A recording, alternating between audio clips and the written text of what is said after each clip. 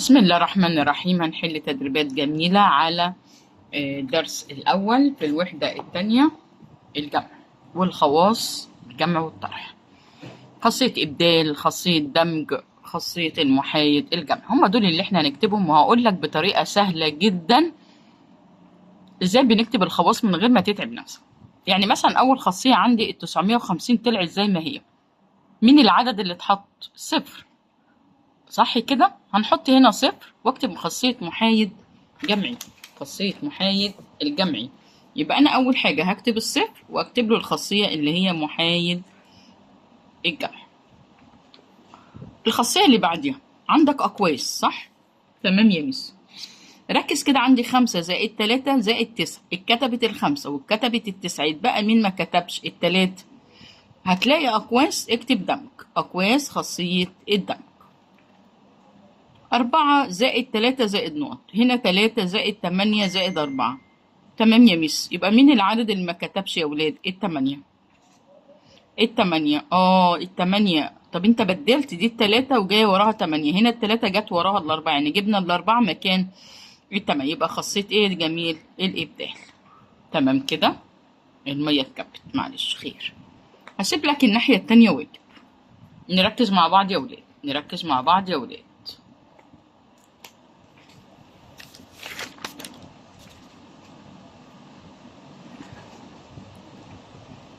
62+315+38. هتعمل انهي خواص بتاعتنا فيها؟ طب مش احنا اتفقنا لما نيجي نعمل ابدال بناخد العدد اللي اوله يجمع لي 10؟ يعني التمانية والاتنين يعملوا 10. خدهم يلا العددين دول مع بعض، مش هاخد التمانية والاتنين بس، لا ناخد 6 و62+38 وايه، هو في ايه المية مش عارفة. يبقى انا كده عملت اول حاجة ابدال. اجمعهم 2 و8 10، صفر ومعانا 1، 4 و6 10، يبقى 100 زائد 315. نسيتي حاجة يا ميس؟ ايه هو اللي انا نسيته؟ قبل ما تجمعي يا ميس المفروض ان انت بتعملي دمج. انت برافو عليك. يبقى 62 زائد 38 واحط اقواس زائد 300، القلم فيه ميه كده. انت حطيت اقواس، يبقى الخاصية دي خاصية الدمج. اجمع بقى يدينا 100 زائد 315، ديك 415. تاني هعيدها تاني، ركز معايا تاني، ركز ركز كده احنا واضحين. 62 زائد 315. انا بعيد عشان الورقة نزلت لتحت فانت ما شفتش الاعداد. احنا هناخد التمانية والاتنين. ليه يا ميس هاخد 8 مع الاتنين؟ عشان الاحاد هنا لازم يكمل 10. يبقى 38 زائد 62 زائد 315. كده انا عملت ابدال. اول حاجة ان انا بدلت، فاقوم بعد كده اخد الرقمين اللي انا اخدت الاحاد بتاعهم 10 زائد 315. انت حطيت اقواس يبقى حط كلمة دمج. بعد كده اجمع حبيبي 2 و8 10، معنا الواحد، 1 و6 7 و3 10 زائد 315. اما تلاقي عندك اصفار كده اجمع المئات، يبقى 400 وايه و15. تاني يا جميل. واحدة كمان، يبقى احنا هنعمل على ابدال ونعمل على الدمج. واحدة كمان ونركز. 12 زائد 17 زائد 0 زائد التمانية. مين هنا هنقعده مع بعض يا ولاد؟ التمانية مع الاتنين، يبقى 12 زائد 8 زائد 17 زائد 0. انت كده عملت اول خاصية، بدلت الارقام. بعد كده نحبسهم في قوس مع بعض، نحبسهم في قوس مع بعض، كل رقمين نحبسهم في قوس مع بعض. هاتي الناتج ده كام؟ طبعا اي عدد زائد الصفر يديك كام؟ 17. يبقى الناتج 7 وايه و30. انت لما حطيت اقواس ما كتبتليش الدمج. دي بعض العمليات يا ولاد اللي بشتغل عليها. ركز تاني معايا، ركز تاني معايا. ناخد مثال تاني جميل زيك كده وحلو بجد يا ميس. طبعا انت جميل حبيبي، ربنا يديكوا الصحة دي للمستقبل، بس نخف لعب على الموبايلات بس ونذاكر.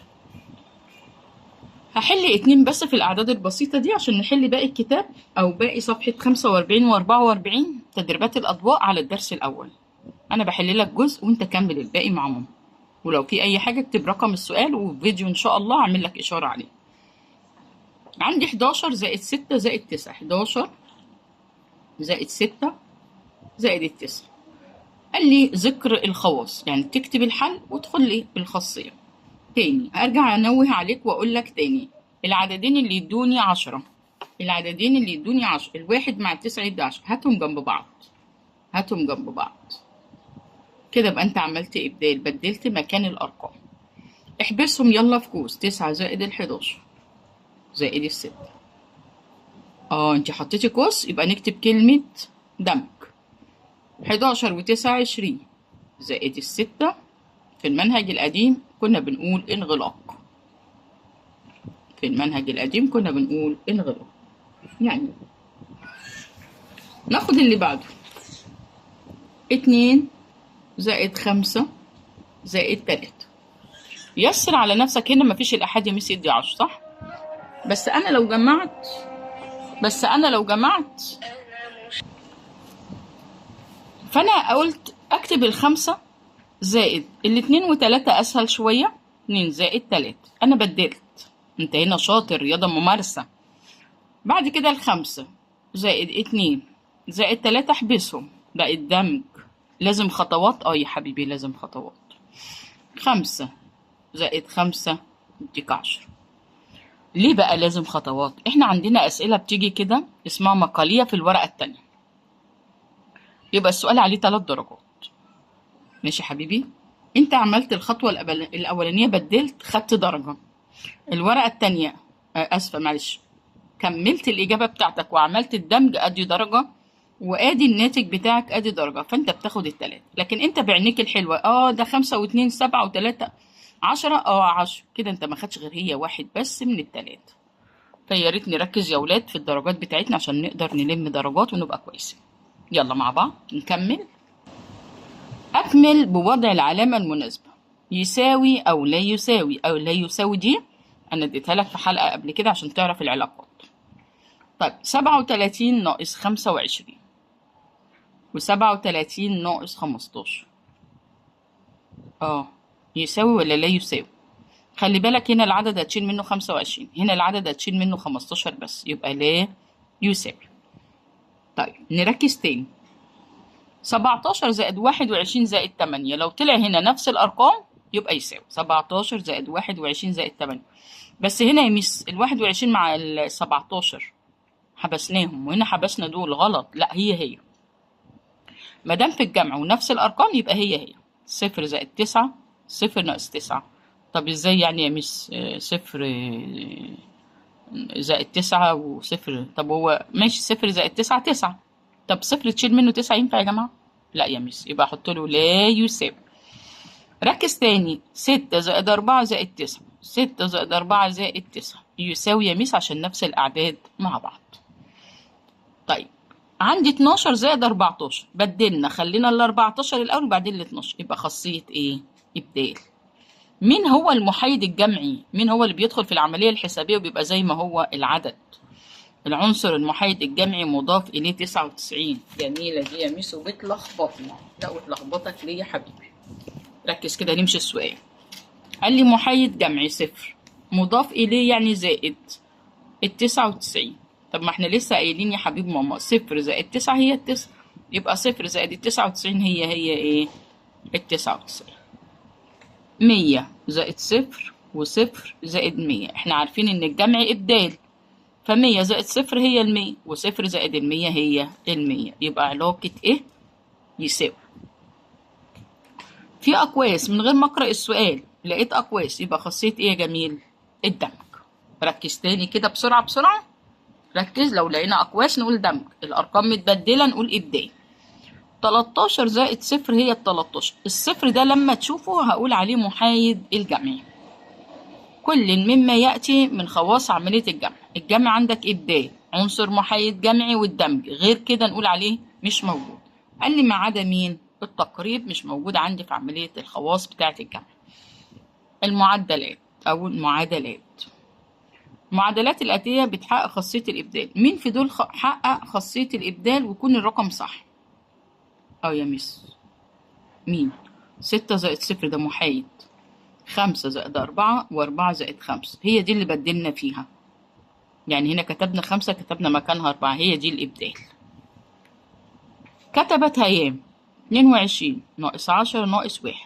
22 ناقص 10 ناقص 1. العبارة دي صح ولا غلط؟ ونعم لأنها خاصية الدمج محققة في عملية الطرح. نعم لأن خاصية الإبدال محققة في عملية الطرح. نشوف، تعال نشوف. هنكتبها. أدي 22 ناقص 10 ناقص 1، ودول في إيه مع بعض؟ بتساوي 22 ناقص 10 ناقص 1، دول مع بعض. تعال نحلها مع بعض ونشوف. 10 ناقص 1 9، و22 ناقص 9 اطرح يلا. 2 ناقص 9 ما ينفعش، استلف. 12 ناقص 9 3، يبقى هنا الناتج ايه؟ 13. قال لي يساوي 22 ناقص ال10 اداك كام يا جميل؟ 12. طب و12 ناقص 1 11، هنا 11 وهنا 13. انت ايه رأيك؟ ليه؟ احنا اولا ما عندناش ولا العبارة لأ غلط، لأن خاصية الدمج مش موجودة عندك لا في الطرح، ولا خاصية الإبدال موجودة في الطرح. فكده المسألة دي تعتبر إيه؟ غلط. المسألة غلط. لايك وشير حبيبي عشان يوصل لك كل جديد في التدريبات. يلا مع بعض ناخد مراجعة على الدرس.